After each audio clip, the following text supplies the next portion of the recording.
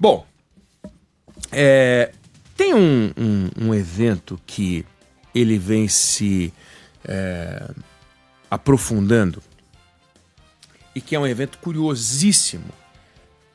Infelizmente, ele não tem importância. Nem todo evento curioso tem importância, né? Se os eventos curiosos tivessem importância, ninguém ia seguir esses influenciadores que tem por aí, porque o que eles fazem não tem a menor importância, né? Ficar contando como é que é a rotina deles e tal. No entanto, é muito curioso, as pessoas seguem e tal. Mas esse é um evento político, que na minha opinião tem significado, mas ele não tem importância, porque é o ocaso, é o fim, né? Olha que interessante. Há 2 anos, a gente registrou aqui que, para comemorar os 35 anos do partido, PSDB, fez uma feijoada. E a estrela da feijoada, a figura mais importante que compareceu à feijoada, foi o prefeito de São Paulo, Ricardo Nunes, que é do MDB. Isso foi em 2023. E era curioso, porque o PSDB surgiu da costela do MDB e do PMDB, então, e para se afastar do PMDB. E aí criaram um partido que nasceu em 1988 e que em apenas 6 anos chegou à presidência da República. Bom, isso foi em 2023. Chegamos a 2025 e o partido está na seguinte situação. Tem 3 senadores, dos quais 2 não se elegeram pelo PSDB. E, pelo amor de Deus, venham para nós e tal. 2 são do Podemos, se elegeram pelo Podemos. E 1 se elegeu pelo PSDB. Então, elegeu 1 senador pelo PSDB. Como você sabe, a eleição para o Senado, ela é feita em 2 vezes. Porque o mandato é de 8 anos, mas numa eleição trocam 1/3 do Senado, na outra eleição trocam 2/3 do Senado. A última eleição foi a eleição de 1/3 do Senado. 27 senadores foram renovados e só conseguiram emplacar 1 senador do PSDB. Na anterior, com 54 senadores, 2/3 do Senado, emplacaram 3 senadores do PSDB, dos quais 2 arparam. 2 arparam. O Isalci Lucas, que foi para o PL, e a Mara Gabrilli de São Paulo, que foi para o PSD. Então ficou só o Plínio Valério do Amazonas, que permaneceu e que a ele se juntaram um senador do Paraná e um senador do Rio Grande do Norte. Uma bancadinha. E detalhe, se não tivesse esse número de 3, o PSDB não poderia ter mais liderança. Ele tinha uma sala dos líderes, então podia mais fazer parte da reunião dos líderes. É um negócio maluco. Mas o que aconteceu agora em 2025 foi que, dos 3 governadores que o PSDB elegeu em 2022, todos foram embora. Não tem mais nenhum. Não tem mais nenhum. Essa é a notícia, né? O Eduardo Leite foi para o PSD, a Raquel Lira também foi para o PSD, e agora o Eduardo Riedel do Mato Grosso do Sul vai para o PP. Foi para o PP. Então, acabou. Não tem mais governador. Um partido que chegou a eleger 9 governadores. 9 governadores. Um partido que foi um partido importante nesse campo, né? E simplesmente agora ele está se desfazendo, né? Está se desfazendo completamente. E é uma coisa curiosa, porque a gente tem que voltar muito no tempo para a gente achar um partido que conseguiu eleger um presidente tão rápido. E a gente tem que ir para a República Velha para achar um partido que conseguiu eleger um presidente tão rápido. E que foi o Partido Republicano que conseguiu eleger o Prudente de Moraes. Mas isso lá atrás, né? A gente tem que voltar lá para a República Velha, século XIX. Quando a gente fala em sistema partidário moderno, a organização do sistema partidário e tal, 1988 se monta o PSDB. 1990 eles elegem o primeiro governador, um só governador. Naquele ano naquele período a eleição foi solteira de presidente, foi em 1989 e em 1990 elegeram governadores e deputados federais e senadores. E o primeiro governador tucano foi justamente Ciro Gomes, do Ceará. Foi o primeiro governador, aliás, o único naquela eleição. Depois eles conseguiram eleger mais governadores e agora o PSDB está numa conversa para levar de volta o Ciro Gomes para ver se ele vira candidato. Ele também tem interesse, naturalmente, para ver se ele vira candidato ao governo no Ceará, pelos tucanos, e, eventualmente, um candidato a presidente da República. Lembrando que, nessa linha de ocaso que eu descrevo, na última eleição, o PSDB não lançou candidato a presidente. E todas as vezes que lançou candidato a presidente, se deu mal, a não ser em 2 ocasiões, quando elegeu o presidente da República em primeiro turno.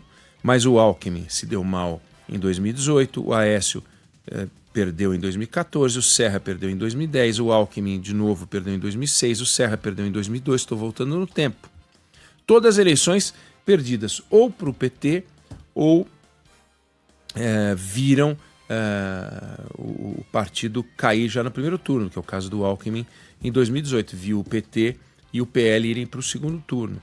Em 2022, o PSDB desistiu, né? Não conseguiu, porque ficou nas prévias. Aí teve uma briga interna do Eduardo Leite com o João Dória e a turma toda tal, e aí o PSDB, não é que ele começou a ruir ali. E é isso que eu acho que vale a pena a gente discutir. O PSDB é a prova de que política sem um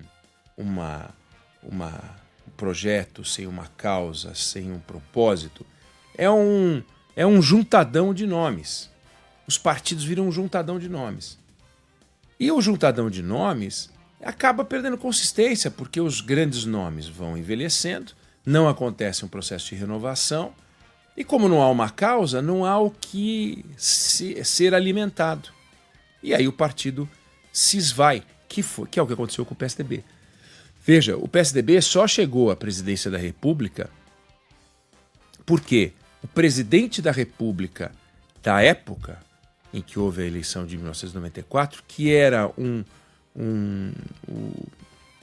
o vice-presidente do Fernando Collor, que era o Itamar Franco, não tinha nada a ver com os tucanos, tentou alguns ministros da Fazenda e não conseguiu estabilizar a economia. No desespero, sem alternativa, completamente perdido, ele recorre ao Fernando Henrique.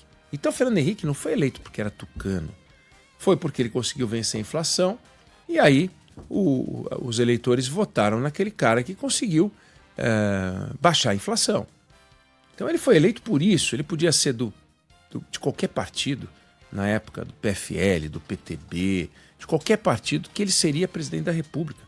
Não porque ele foi, eu voto nele porque ele é tucano. Ninguém estava nem aí se ele fosse tucano. Tanto que ele foi reeleito também pelo que fez no primeiro mandato. E num cansaço de modelo, perdeu a eleição em 2002 e nunca mais o partido se reencontrou. E não passa pela cabeça que eram faltas de nomes. Volto a dizer, em 2002 mandaram o Serra, um general do PSDB. Em 2006 mandaram o Alckmin, o governador de estado, né? 2010 o Serra de novo, governador de estado de São Paulo. 2014, o Aécio Neves, o príncipe, neto de Tancredo Neves, o príncipe, a maior estrela. E 2018, mais uma vez, o Alckmin. Que não é por falta de elenco, não é por falta de nomão. Só que todos eles perderam o pênalti. Eles foram bater o pênalti, perderam o pênalti. Parece o nosso São Paulo. Porque a gente não pode reclamar do São Paulo. Nós estamos numa fase boa. Segura aí. Tudo bem que foi nos pênaltis que a gente ganhou, mas também foi nos pênaltis que a gente perdeu outra vez. E esse final de semana tá bom, vai. Arrebentamos o Atlético. Fora o baile. Não, eu festejo qualquer coisa quando eu vou São Paulo. Tem essa. É muito fácil ser palmeirense, é muito difícil ser São Paulino. Né, Débora? Uhum. Sem mais. Então, quando a gente olha para o que está acontecendo, a gente vê isso, que eu acho que é o grande destaque que eu queria fazer, política é projeto. Quando não tem projeto, só tem nome, que é o caso do PSDB, em busca de nomes, não adianta. Está acontecendo algo muito parecido com a tentativa dos partidos de direita de achar um nome capaz de enfrentar o Lula. Eles estão atrás de um nome. Pode ser o Zema? O Zema. Pode ser o Ratinho Júnior? Ratinho Júnior. Pode ser o Tarcísio? Tarcísio. Pode ser o Ronaldo Caiado? Ronaldo Caiado. Pode ser o Eduardo Leite? Eduardo Leite. Tal. Qualquer um. Mas você fala assim, por que eu escolheria o Caiado em vez do Ratinho Júnior? Ou por que eu escolheria o Ratinho Júnior em vez do Tarcísio? Ou por que eu escolheria o Zema em vez do Eduardo Leite? Porque é o que tem mais chance de bater o Lula. Mas e eles querem fazer o quê quando eles derrotarem o Lula? Eles vão chegar lá e vão fazer o quê? Isso a gente vê depois. Não tem uma ideia, não tem um projeto, não tem um plano de governo. Não tem um plano de governo, que é o que está faltando. Então, o Ratinho ou o Zema, eles vão fazer o quê? Vamos diminuir o Estado. Diminuir o Estado com que propósito? Para reduzir custo. Com que propósito? Para fazer o quê? Então tem que ir até a página 2, a página 3, a página 4.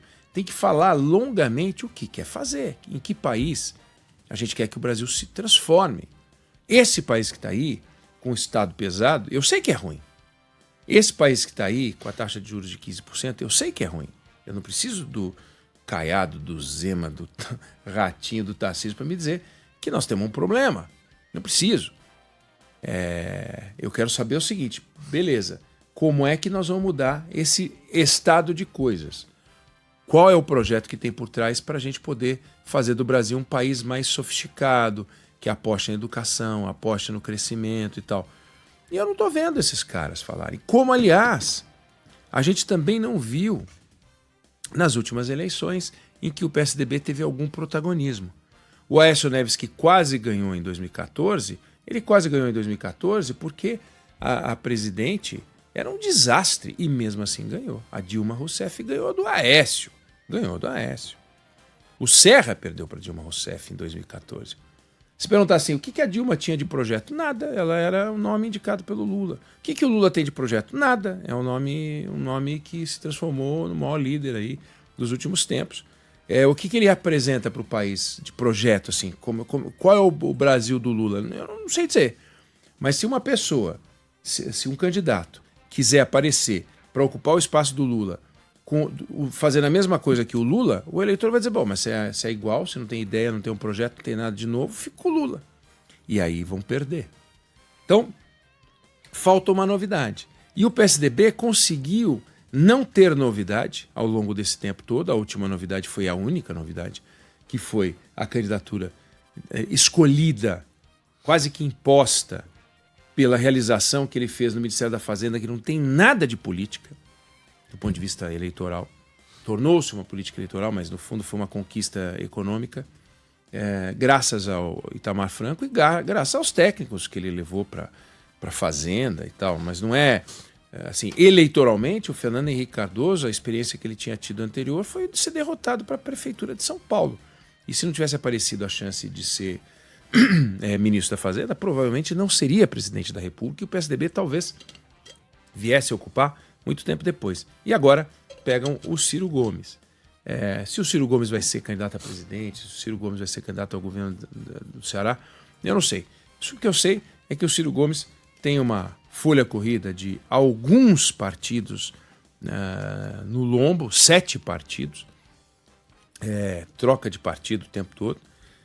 E agora volta, se é que vai voltar para o PSDB, ou vai para... Tem convite para ir também para essa união dos partidos aí. Aliás, ele foi no evento. Vamos aguardar. Mas o fato é, o PSDB, ele acabou. Ele acabou. Pode se reinventar, mas aí precisa ter um projeto. E se não aparecer, vai ser mais uma sigla que a gente vai estudar nos livros de história. Por enquanto, é o cenário mais provável, mas a gente vai acompanhar. Não sei se você concorda ou discorda, mas essa é a opinião que eu tenho sobre o assunto.